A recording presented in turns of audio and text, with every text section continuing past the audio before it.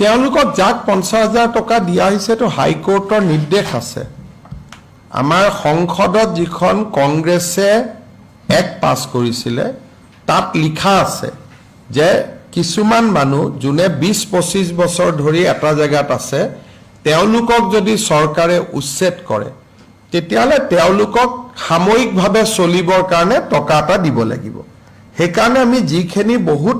আৰু ফৰেষ্টৰ পৰা হলে নালাগে অকল খাস মাটি হলে লাগে যেহেতু সাপৰত এটা প্ৰজেক্টৰ কাৰণে মাটিটো লোৱা হৈছে সেইটো কাৰণে এইখিনি পাব কিন্তু যদি প্ৰজেক্ট নহয় খালি উচ্ছেদ কৰিব লাগে তাত ফৰেষ্ট হ'ব বা ভিজিআৰ পিজিআৰ হিচাপে ৰাখিব তেতিয়া একো দিব নালাগে গতিকে যি ধৰণে আইন প্ৰণয়ন কৰা হৈছে চৰকাৰেতো আইন মানিব লাগিব নহয় গতিকে তো আইনত লিখা কথাখিনিয়ে চৰকাৰে মানে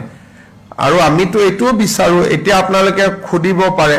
যে পাইকানতো আমি মানুহখিনি কিমান গৰম আছিল কোল্ড ড্ৰিংকো খুৱাইছো আমি ঠাণ্ডা পানীও খুৱাইছো যদি তাত কোনোবা মানুহ পাগৰি গৈছে তাক পুলে মেডিকেলো ট্ৰিটমেন্ট দিছে গতিকে মানৱীয় কামখিনি যিমান প্ৰয়োজন হেতুটো কৰাটো কোনো এটা বেয়া কথা নহয় হেতুটো ভাল কথা আৰু প্ৰত্যেকটো এভিকশনৰ এটা স্বৰূপ আছে এটা নুমলীগড়ত আমি এটকাও দিব নালাগে কি উৰিয়াম ঘাটত কাৰণ তাত গভৰ্ণমেণ্টে কোনো প্ৰজেক্ট নকৰে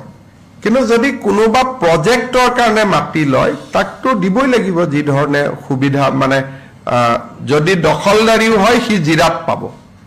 তেনেকুৱা যি আইনত লিখা আছে আমি আইনৰ মতে কাম কৰিব লাগিব না